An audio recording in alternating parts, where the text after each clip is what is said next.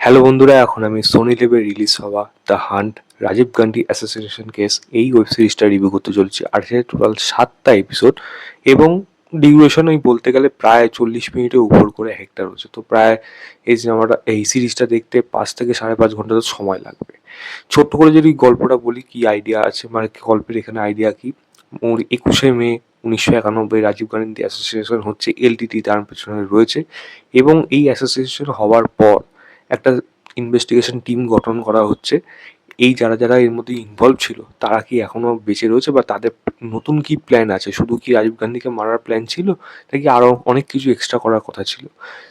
নতুন টিম এসে এখানে এই সমস্ত টিমদের খুঁজে বার করার চেষ্টা করবে, মানে এলটিটির লোকদের, জঙ্গিদের খুঁজে কাজ করার চেষ্টা করবে এবং সেখান থেকে কী কী ইনফরমেশন পাবে এদের ব্যাপারে। এবং যেটা লিড করছে হলো, মানে ইনভেস্টিগেশন লিড করছে হলো, এখানে আমি ছেলে ক্যারেক্টারটা সাহিল ভাটকে দেখতে পাবে, অন্যান্য অনেক আর্টিস্ট আছে, তামিল আর্টিস্টও রয়েছে এখানে।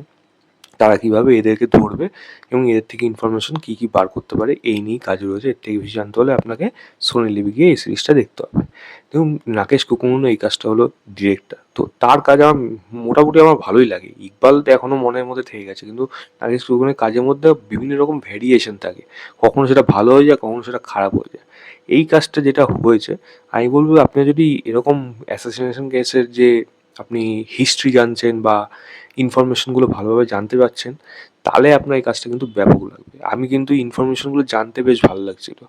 এক কী কী প্রবলেম আছে সেটা আমি পরে বলছি এই কাজটার মধ্যে। বেসিক্যালি এটাকে ওয়েব সিরিজ বলার থেকে একটা ফরমেশন অফ ডকুমেন্টারি বলতে পারেন। তো এটা মানে এটা ডকুমেন্টারিও ঠিকঠাক না, আবার একটা ওয়েব সিরিজও না। মানে ইনফরমেশন সবই আসছে, সেগুলো ডকুমেন্টারির মতো করে আসছে, কিন্তু কোথাও কোথাও যেন হিউম্যান সাইডগুলো উঠে আসছে।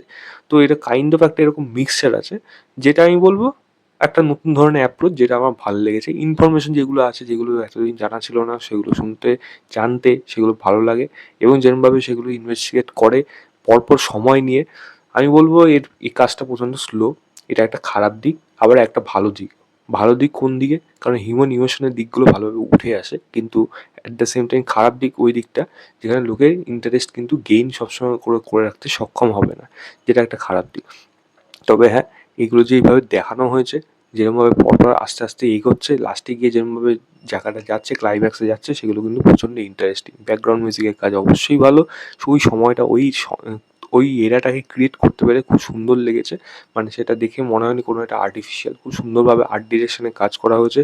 এবং পারফরমেন্স, আমি সাহিল ভাট প্রত্যেকের পারফরমেন্স কিন্তু এখানে ভালো। বাকিদের তো নাম আমি জানি না, সেটা মানে ইনভেস্টিগেশন টিমের দিকে হোক বা এলটিডি গ্যাংয়ের দিকে হোক, তাদেরও একটা হিউম্যান সাইডগুলো দেখানো হচ্ছে। তাদের প্রত্যেকের পারফরমেন্স কিন্তু ভালো। তো এখানে পারফরমেন্স নিয়ে কোনো খামতি নেই। এবং ক্লাইম্যাক্স যেই জায়গায় যাবে, আপনার কিন্তু ইন্টারেস্ট বিল্ড করতে সক্ষম হবে। ওই জায়গাটা কিন্তু লাস্ট দুটো এপিসোড বিশেষ করে কিন্তু বেশ ভালো। এবার যদি কাজটার মধ্যে খারাপ জিনিস বলি, প্রথম কথা হলো এটা হিন্দি তামিল বাইলিঙ্গুয়াল কাজের মতো। এবার প্রশ্ন হলো, আপনি যখন এটা হিন্দিতে দেখাচ্ছেন, এত অ্যাকিউরেসি কী দরকার? মানে একটা লিমিট আছে। সবাই কিন্তু সাবটাইটেল পড়ে দেখতে, আমি পার্সোনালি যদি বলি, আমার সাবটাইটেল পড়ে দেখতে ভালো লাগে না। আমি যেটা যদি শুনতে, যেই ভাষাটা আমি শুনতে আমি বুঝবো, আমি সেই ভাষাতে শুনতেই পছন্দ করি। আপনি হিন্দিতেও বানাচ্ছেন, তামিলেও বানাচ্ছেন, ভালো কথা একসাথে। তাহলে ডাবিং যখন করছেন, সেটা কি শুধু এরকমই থাকছে? তামিল ভার্সনটা কি হিন্দি ডায়লগগুলোই রয়েছে? আমি জানি না। কিন্তু এটা প্ল্যাটফর্মে অ্যাটলিস্ট করা উচিত ছিল, মেকার্সদের করা উচিত ছিল। হিন্দিটাকে হিন্দির মতোই রাখতো, তামিলটাকে তামিলের মতো রাখতো।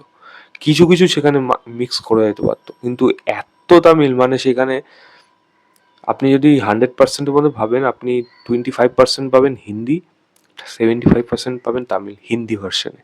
এটা কিভাবে সম্ভব? মানে এটা মানে এটা শুনতেও ভালো লাগবে না একটা সময় গিয়ে। মানে কতক্ষণ ধরে শুনবো? একটা 5.5 ঘন্টা এরকম সিরিজ দেখছি, কন্টিনিউ তামিলে বকেই যাচ্ছে।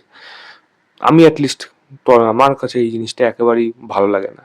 এত বেশি রিয়েলিস্টিক ভালো না। মানে আপনি ডাব করছেন যখন, সেটাকে ভালোভাবে হিন্দিতেই তাহলে ডাবিং করে শোনান। অ্যাটলিস্ট শুনতে পারবো, বুঝতে পারবো জিনিসগুলো। সবসময় সাবটাইটেল পড়ে কিন্তু সম্ভব হয় না, বারবার ওই পিছিয়ে যাও। আর সাবটাইটেলগুলো প্রমাসগুলো আমি জানি না, আমার হয়তো প্রবলেম হতে পারে, ঠিকঠাক আসছিল না, মানে হয়তো আগে পিছে হয়তো হচ্ছিল এরকম, সেটা অন্য ব্যাপার। বাট এই তামিলে বারবার শোনা খুব এটা ইরিটেটিং হয়ে গেছিলো, আমার আর ভালো লাগছিল না জিনিসটা ওর জন্য দেখতে। এবং সিরিজটা যেহেতু লেন্থ অনেকটা বড় হয়ে গেছে, যার জন্য এর মধ্যে কিন্তু কোনো মাসালা এলিমেন্ট নেই। রিয়েলিস্টিক অ্যাপ্রোচ, সাধারণ রক্ত মাংসের মানুষ যেরকমভাবে কাজ করে থাকে ঠিক সেরকমভাবেই দেখানো হয়েছে। তবে হ্যাঁ, এইটুকু জিনিস বলতে পারি, কাজটা একটু লেন্থে বড় হয়ে গেছে।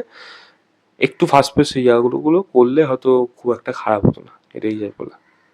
আরও ছোটোখাটো দিক রয়েছে, সেগুলো যদি বাদ দিই, কাজটাকে একটা ওয়ান টাইম গুড ওয়াচ হিসেবে আপনাকে গণ্য করতে পারে। আমি এটাকে 3.25 দেবো আউট অফ 5 বলবো। সোনালি ভাই যান, গিয়ে দেখুন, দেখে জানাবেন আপনাদের কেমন লেগেছে। তো এই ছিল আমার overall review the hunt, Rajiv Gandhi assassination case বলে ওয়েব সিরিজটা। ভিডিওটা ভালো লাগে লাইক শেয়ার, চ্যানেলটাকে অবশ্যই সাবস্ক্রাইব করে দেবেন।